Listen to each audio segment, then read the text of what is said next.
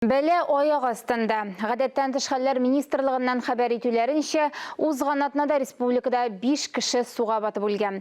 Су коену сезоны ачылдыгына әле. Ял итүчеләр арасында профилактик чараларны үткәрү максаты белән коткаручылар башкалап пляжларына рейдка чыкты.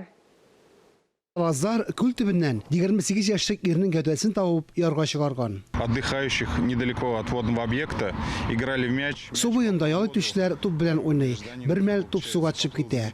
Бу ир туп артыннан суга сикерә. Әллә кинәттән кизән җыера, әллә хәле бетә.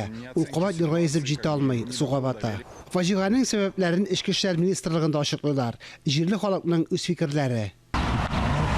Градус, наверное, 15 есть. По идее-то можно купаться. Ничего такого страшного. В основном и не рыбачит, приезжает. Шашлыки им надо туда-сюда и прочее. Вот. Пьянствует и уходит. Ел башыннан бирле суда 10 кеше батып үлгән. Шуларның 5-се июньнең 1 көннәрендә баткан.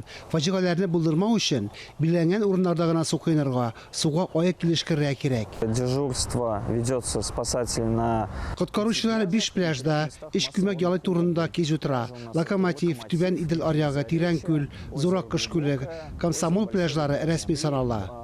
Бу урыннарда тырышлап су койнырга була.